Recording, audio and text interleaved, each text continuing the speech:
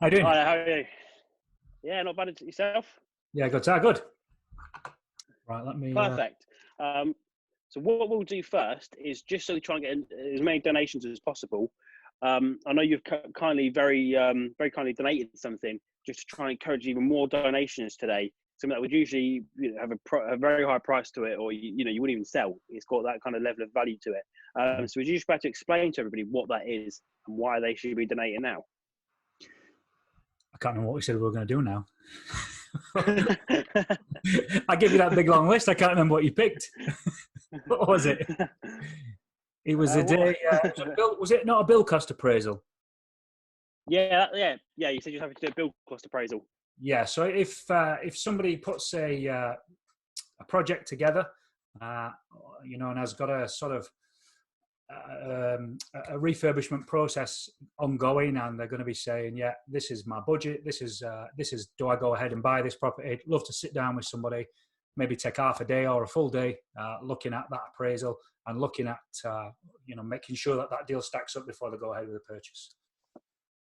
Yeah, is there any kind of a time limit on this? So people probably aren't going to be buying properties right now. Is there an expiration date on this? No. So this is good. There's no expiry date on this, no sell by date. This is good for as long as it lasts.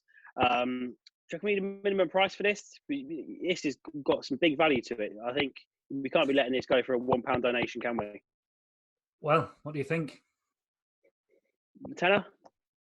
Got to be on it. Yeah, it's got to be. For the NHS, so we need £10 minimum donation. As per all the other speakers, it does have to be a new donation. You can't just put 20 quid and say, I'll have all the freebies. Not how it works, guys. £10, it needs to be a new donation now, after 6:15-ish. As always, forward it to Joshua at JSM Partners. I'll sort it. I will speak to Paul and we'll get that booked in for the lucky winner. Yeah, perfect. What I'm happy to do is hand control over to you. If that person's local to me as well, we can do that face to face. But if not, then we can do it over Zoom or a meeting, whichever suits. Yeah, absolutely. That's perfect. Cool. Right. Let me see if I can work this out now. Can you see that? Share. No. Yeah, that'd be good. Yeah, got that. Perfect. Play. You think I'd have mastered this by now? Am I full screen now? No. Press play again. From beginning. It's come up on my other screen. Let me unplug it. That it?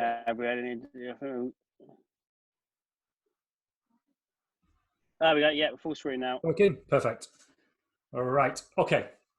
So I'm only discussing today the power of a program on a refurbishment project, or any construction project for that matter, but more pertinent to me and what I do on a refurb project. So a bit about me, my background.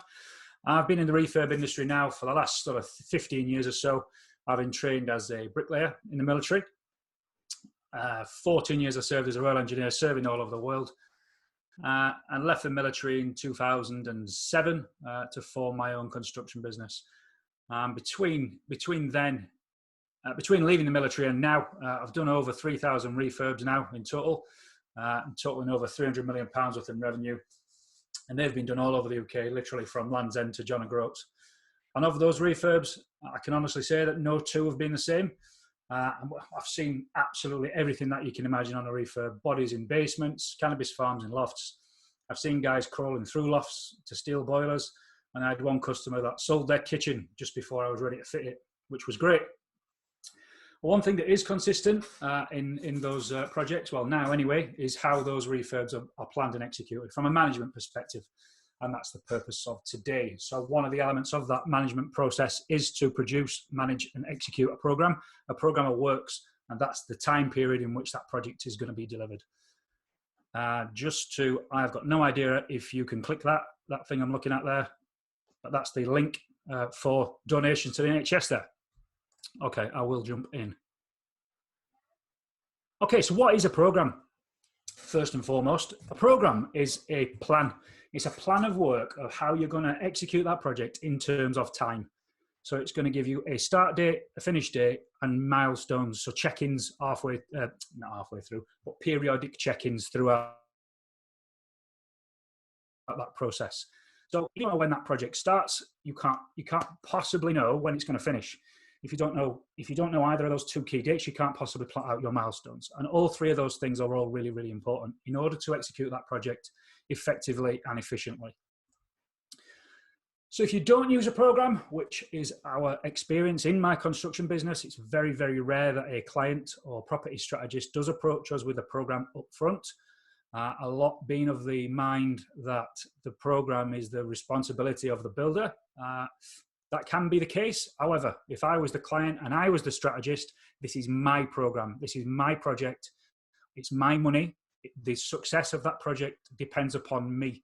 So that program, the execution of that project in terms of time, needs to have my input. I'm not going to let somebody else tell me how long that project needs to take. So if you don't have a program, these are some of the things now you can see on that slide there that you will not be able to do or will happen to you. So if you don't have a program, trades are liable to attend out of sequence. We'll see this regularly. And in one instance, we've had a house painted before it's been plastered. Not our house, but I've seen it on sites. You're unable to plot your cash flow. Now, what I'm talking about there is if you have got a program in place and you can see coming down, I keep doing these signals, but they mean something to me and they'll become apparent in a minute. So when that program is being plotted out, your cash flow needs to sit over the top of that. So if you know that at the end of week one, using that first milestone check-in, you've had a start date and then on the Friday at the week one, if you know that on that fifth day, you need some money in your bank to be able to pay out to trades or subbies that have been worked on that project, then you need to be able to plot that cash flow onto a program. Not only have you got to know when it's going out, you need to know when it's coming in also, the flow of cash. You're going to be unable to give your contractors and suppliers a start date. Now, these are really key things for both supplier and contractor to be able to have. It's going to let them plot their diary, plot their workload, plot their schedules. Same for the suppliers. They're going to know when that material is leaving the warehouse or when that needs to be delivered, and they can schedule that in.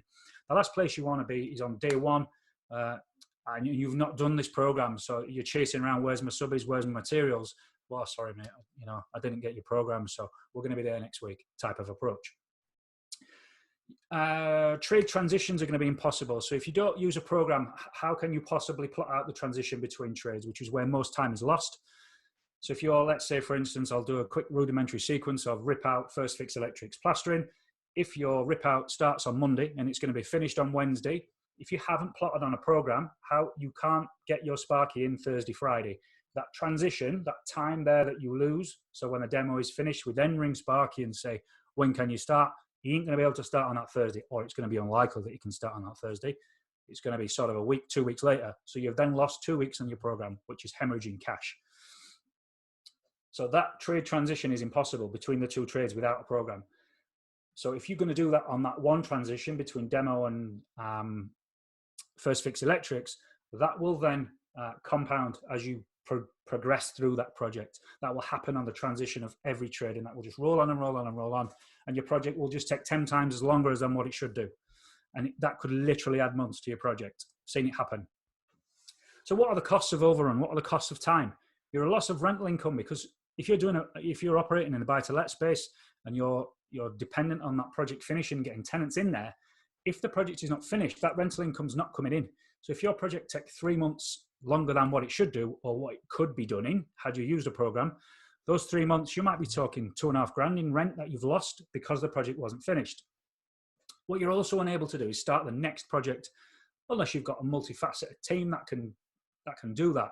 But your finance is going to be locked up in that first one. If you were operating on a strategy whereby you was releasing the equity from that project once it had finished and then investing that equity into the next project, you're not going to be able to do that because the project's not finished. You can't release the equity. You can't pull that money back out.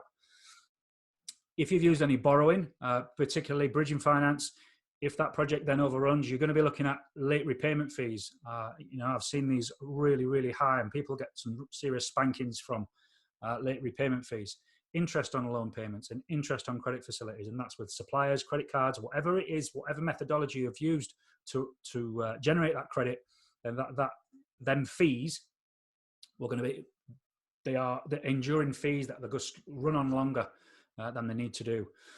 So what will it gain you by having a program in place? You're immediately going to position yourself ahead of your peers. As I said earlier on, it's very, very rare that a client comes to us with a workable program to us, to say to us in our construction business, this is our program, this is what I want you to work to. That is very, very rare.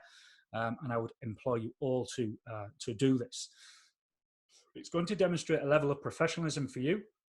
It gives you a plan for delivery, so you know when that start date is, you know when that finish date is, and then it's just about managing that process, using your milestone check-ins and using the management tools that we can show you and run through with you in order to keep that project on track. The biggest mistake that I see when a program falls behind is they tear it up, throw it in the bin, and write a new one. That is not programming. You must write a recovery program based upon the program, the initial program that you wrote. That's what your numbers are based on, that period. So it's about how we get that time back. And these are skills that we can teach you within this academy. So a plan for delivery for your supply chain and for your funders as well. If I was lending you money, my first question I want to know is, when am I getting it back? Now, without a program, I can't give you that information. So at the end of, if you've produced a program, let's say we're on a pretty lengthy, large conversion, that's going to take perhaps 6 months. If I can say to you, your money's coming back to you in 6 months, great, I'm happy. I can plan my own funding as the lender, as to when that money is coming back to me, if I'm going to reinvest it or go again in something else. I've already said about cash flow, and it allows you to buy the job as well. So if you've got that program plotted out, you can then go out to market, to suppliers, to subcontractors, and buy that job. That's a phrase that I use for purchasing the job, for what's the proper word for it? Probably procurement. So it allows you to go and do that because you've got that program, you've got that cash flow forecasted, you know when you need money in and when that money is going to be going out. You're going to know who is due in that property and on what date. So from a compliance perspective, that's a great thing to have. It's also great for, again, plotting that cash flow and knowing when that project's going to be finished and knowing when you can carry out those check-ins on the milestone dates. You're going to know what's needed and when. One of the biggest mistakes I see when we're working in this space, in my construction business, when we're working in the refurbishment space, is when the client sends the kitchen too early.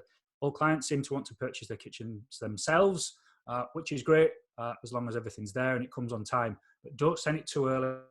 This is a real mistake I see. You know, we get the keys and we start ripping it out and then the kitchen turns up on day 2. It's not needed. It's in everybody's way. It's in the plasterer's way. It's in the electrician's way. It just gets moved about, damaged, repaired, bits lost, bits missing.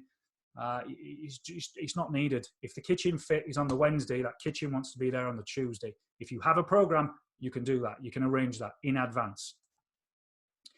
You'll be able to plot your payment schedules, and that's back to subbies and suppliers. You can plot your borrowing, as I've already said, and then you can decide and plan in on those milestones and when they're going to be. At what stage do you want to be checking on the progress of that project? Do you want to be going daily?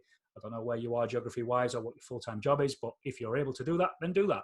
If you're on top of the guys, that progression, that team cohesion will evolve, and that project will develop, and it will develop in order of that program. And you'll be able to plot the next project. That's the biggest one for me. On day 1 of a project, let's say it's going to last 30 days, a 3-bed semi-flip. Let's say it's going to last 30 days. I want to be starting another project on day 31. So I'm then able to start doing that because I know that the other one is finished. Without a program, I'll be unable to do that because I'm just meandering through the duration to the course of the project. What you can also do now at the next level up, at a higher level, is plan your entire year. So if in that year, if your strategy is to flip 3-bed semis, which a number of our clients are, you can plan in your maybe 8, possibly 9 per year. And if you can do that, if your finance allows you to do that, and your legal team and conveyance team are able to support you in doing that, then this is where a program is also very, very, very powerful. So you can plan, let's just chuck some dates out. If we start our one project on January the 1st, and it's going to take 30 days and take us to the 1st of February. Is there 30 days in January? You get the gist. So it takes me to the end. So at the start of that year, I can plot out project 2 to start at February. So I can start the purchasing process for that second property at the beginning of the year. And I know that when that one's finished, the next one can start. You might have a holiday book that year. So you might want to plan a downtime month somewhere in between. And all of those things can only be done having a program. Without a program, you can't do that. You're just drifting through your development. You can backfill holes in your calendar. That's another powerful tool that you can use a program for. And it's the ultimate accountability document for your teams. You know, why is this not finished yet? You know, the program said this, you know that John is coming in after you, Steve. So why aren't you finished? You know you're now affecting him. That in itself will build cohesion in the team. It will, I guarantee it. If you have this program displayed on a board, on a wall, on a piece of plasterboard, somewhere in the property that everybody can see, trades love winding each other up. It's banter. It's part of being on site. And when that happens, it forms this cohesion. And that ultimate accountability document that you've created there will allow you to push your project on, and they will do it for you because that program is displayed and on a wall. Contractors are allowed to plan their diaries. What more can a contractor want from life, particularly when a subby that's planning in a diary just a week ahead? If they're just planning their weeks ahead and they're living from hand to mouth, for that type of one-man band sole trader that does a week's worth of work, then they're scratching around on Facebook trying to find the next lead. You know, electricians, for example, or we're going to go change a socket or a light bulb or whatever that is. The contractors then plan their diaries. They can stuff the pipe, as I call it. They're allowed to, if you've planned out projects for the year, they'll be able to see at a high level, you know, where they're expected to be. It might be that they need to start recruiting people. If you've got 9 projects that year, they might need some staff. And if they've got the security of that overarching program that you've produced for your business for that year, they can have some comfort in being able to do that and scaling up themselves. Suppliers are going to know when you need their materials. I've already said that about the kitchen. It allows you to allow for lead time as well. So what I'm on about here is if you're doing windows is a good example. If you need windows on a project and we've got day 1 on the program, we know that if the windows are going in on day 1, for example, we know that sort of 30 days before, the design needs to have been done to allow for the manufacture time of that window. So it's on site on that first day. It's no use getting the keys, opening the door and then ordering your windows. That's no good to anybody. You're in a delay, straight away 30 days before that window's made and fitted. It gives everybody at a glance deadlines. I've got no idea how I'm doing for time. It gives everybody at a glance deadlines for everybody. Okay, so where do I start with the program? That's all the pain, and I want to show you a rudimentary process. Very, very basic, but you'll get the gist and you'll be able to implement this straight away. So there's a program there for projects that we did in our construction business. Once we'd got up to wall plate, what happened here was roof trusses were delivered to this particular project and they were wrong. So the project stopped. We got up to wall plate and the project stopped because the roof trusses came wrong. They're a great example that right there of how getting something wrong can just totally screw up the rest of the project. This didn't have too much of an impact upon us. However, the program had to be rewritten owing to that delay. So it was written from trusses onwards. So we got the trusses on. You can see there we got start dates and start date and finish date for each of those tasks with a duration next to it. And then you'll see when you saw me doing this earlier, that's the green bar that I'm talking about. That's how any program should be written, top left to bottom right. And you'll see it come down, cascade down like that. It's yeah. So that is it. Tasks down the left, then durations, and then a coloured annotation, or it doesn't have to be coloured, but a marked up annotation, again, which I'll come on to a rudimentary way of doing that shortly. Okay, so first things first is you grab your, grab your job list. I pressed something wrong there. Grabbing your job list. Okay, who's been to bed at night with a project about to start?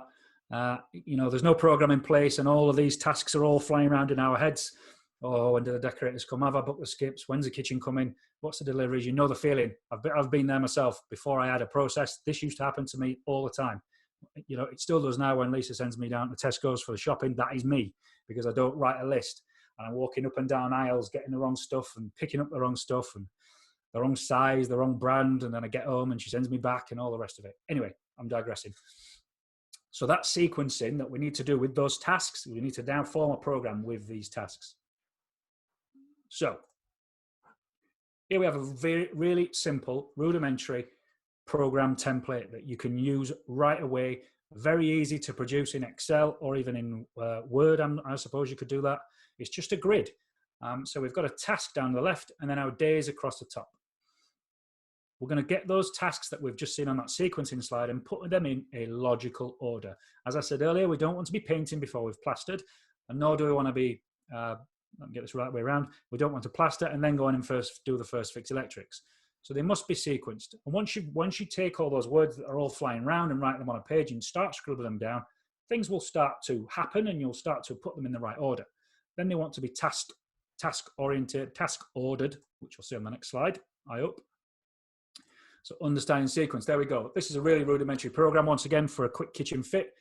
So first things first is isolating services. I feel like I'm rattling through this to try and get it in the time. I do apologize. So we're going to isolate services first and foremost for safety and for damage as well. You don't want your demo team going in and sort of ripping out all the water pipes, service pipes, gas, and then we've got leaks and gas and all sorts, all kinds of nightmares waiting to happen. So demolition, it's a phrase we use for rip out. I use that in our business. It's the same thing as a rip out. It's all your wallpaper off, any walls that are coming out. If there's any load bearing walls coming out, any rip out work, hack off, ceilings down, any of that stuff. First fix electrics, all your cables are going to get run at this point. Plumbing, any plumbing that's getting done, first fix wise, plumbing and waste, so hot, cold and waste, don't forget those, and gas if necessary.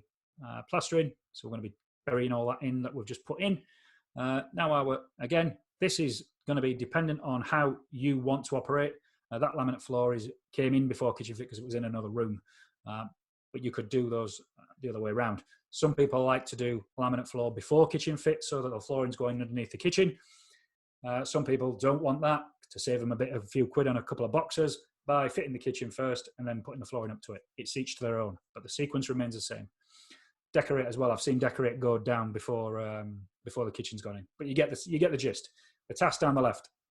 Then we've got the days across the top, and we now need to decide upon a duration for each of those tasks. And hopefully the next slide will show that. Yes, there we go. So we've got there, look, you can see there now, I know that on that Saturday, we're going to be up to the third day of plastering. And that's because I've got a program. If I didn't have a program, there's no way on God's green earth that would happen. So we absolutely need to have this in place. This particular project took 12 days from memory. It was a great job. You can see it on our website. You can see it in the training academy, or you can see it on YouTube as well. It was a good job and it ran absolutely perfect. And that's the very reason that we use this as the example. We use this particular project as the example. So it's deciding on them periods that's key here. And we're going much deeper into that into deeper trainings, and we certainly haven't got time for me to go into that now. However, you can see there, if you want to know what these periods are, speak to your tradesmen, speak to your subbies. How long is the first fix going to take you in this property? Send them the photo, send them the floor plan, send them your specification of what it is that you want in there, how many sockets per room, blah, blah, blah, blah, blah. Plenty of photos. Okay, the key points to that then. So what we see there is, as that program's coming down top left, bottom right, you can then overlay your cash flow, as I talked about earlier. You know that at the end of that third day of plastering, if there was only 3 days of plastering, I think from memory there was, I know that plastering invoice is coming in on that Saturday. I know it's coming in. I know he wants paying straight away. He was a hand-to-mouth subby that worked on that job. He wants paying as soon as that invoice is landed. So I must understand that invoice is coming and that payment is going to be due to be made. So that was probably about £2 grand worth of work in that first week. So when that first week of work is finished, I need to have £2 grand in the bank at that point. So that needs to be coming in before it's going out, obviously. It allows you to overlay procurement. So what it also does is, I know that on the Wednesday, Thursday, Friday, looking back at that program again, I know I need plasterers on site for that Wednesday. So that needs to happen prior to that date. With a program, you're able to do that. Defining milestones. So if I was to check that all the sockets are in the right place after the first fix electrics, my first milestone needs to be on the Wednesday morning before the plasterers arrive. The plasterers don't give a shit if any of the sockets are in the wrong place. They don't care. They'll just plaster. That's what they're there to do. So it's up to you as the client or the building owner or the project manager, if you're using one, to ensure that all them sockets, all them first fixes and back boxes have been put in place in the right place before them plasterers go in. Start and end dates, that's massively important because that will allow you to stuff your pipe. So to fill your pipeline for your year. get all that year all plotted out, all in full. So programming is not a luxury. It's not something that we should maybe do. It's an absolute essential if you want to run an effective and efficient refurbishment or a business for that matter. You must have these timescales defined. You must have these projects all planned out for the entire year if you can. But if not, if you're just starting out and you're just doing one project, you must have a program, or it will take you 3, 4, 5 times longer than what it should do, for the reasons I already said. I think yes. Right, okay, so what I want to do is just look quickly at how we can help you further with that, what we've just gone through there. So we do host a full programming session. There's an online training. It takes about 8 hours to get through once you've gone through all the exercises. There is a classroom session as well. All our classroom courses are held in Hull, just outside of Hull, little village called South Cave. And there is a one-to-one version, which is what I'm doing right now. We can go through, it's over 4 weeks, the one-to-one. So 4 weeks, 4 2-hour sessions over Zoom like this, running through either a particular project, or you want to stuff your pipe for that year. Either or, we can do that for you. We do have a webinar coming up next Wednesday. I think it is 29th. Yeah, it's Wednesday at 10 in the morning. If you want to register for that webinar, that is all about bill costs, and that is how you calculate the cost of your refurbishment. That's what that webinar is going to be all about. It's about 2 hours long, usually really, really well intended and well engaged. There's lots of questions come firing in. It's great. So if you want to come to that, that's the website to register: www.constructiontrainingacademy.com/webinar-register. Or you can just go to the homepage, and if you scroll across the top of the page there, you'll find the webinar tab. Click the webinar tab and register there. Email link will be sent to you, then you'll just jump into the room as that goes on. Again, that is our website address, and that is me done. I think I've rattled it through in half an hour. Yes. There we go. You coming back, Josh?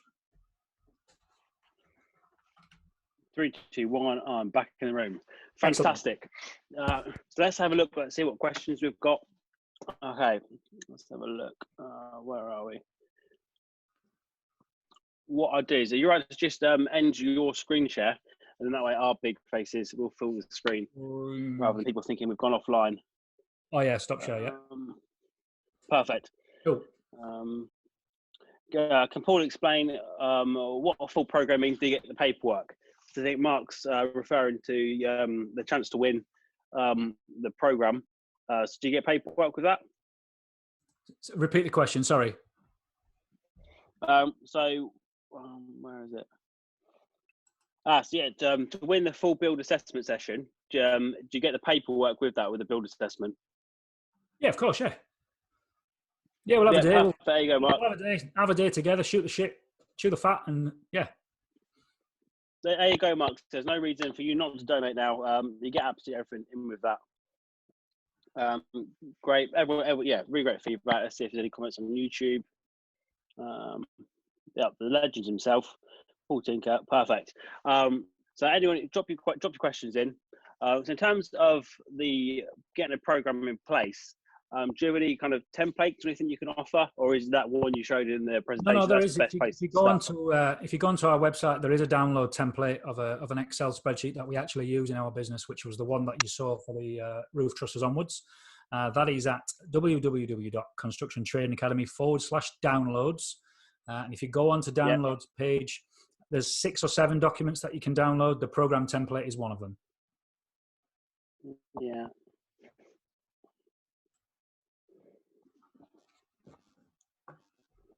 Perfect. So we've got that now. We're going to drop that in the comments. We'll post that in the group as well, so that everyone can get access to that. Perfect. Any more questions? Yeah. So in terms of pushing the project, putting the program together, what trades do you tend to kind of put leeway in, or how do you work that into the program? So kind of adding a bit of slack into it. So a bit of slack into the program. Personally, we use weekends for that. So we only plot hours out Monday to Friday, and then we use the weekend to try and pull back any fat that's needed. Or there's Yep. the other approach is to try and rotate your trades around inside that property. That's another skill that you can learn. And that's all about, let's say, for argument's sake, you're Sparky. You give him 3 days on the program, but he gets there and he says, listen, we found this fault. It's going to be 4 days. So at that point, it might be that you say to him, look, can you get the bedrooms done so I can start the plasterers off upstairs while you finish off downstairs? Or the words to that effect, as in different trades, as in just changing them around or getting them to work alongside one another. Perfect. So a question from Ian. So do you not leave any gaps between trades? No, it's losing time, isn't it? No. No, why do that? Why leave a gap? We're running an effective and efficient project. If you left a gap between trades and you had 10 trades, then you've lost 10 days. That's 2 weeks. 2 weeks of lost revenue, lost income, lost part of the year, lost part of your life. Yep. Extra council tax, extra service charges, insurances, traveling, all that. You're just adding that on by doing that. It's about managing that transition. That is the skill of programming. It's not the time that the guys are in the property. It's that transitionary period. That's where you lose time. Perfect. So any more questions, get those in now.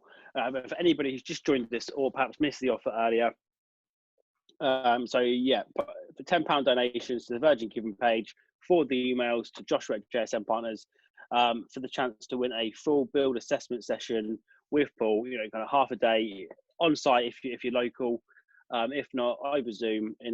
How much is that? What's the value to that? I mean, it's got to be close to £1,000, £100. Yeah. Yeah, perfect. A huge value to that. So to get that for £10 is absolutely incredible. And so far we've had a few donations, but I'd like to see more. So the odds are in your favour. So get those donations in, and let's get these numbers up. So any more questions for Paul at all? No. Okay, perfect. What we might do then is switch straight over to Lisa, who's going to be running through a lot of the kind of site health and safety kind of stuff. Perfect. What we'll do is we'll say bye to you, Paul. Thank you very much for your time. That was a great presentation. And we're going to let Lisa into the room now. We will be talking about health and safety. Cool. Do I need to leave, Josh?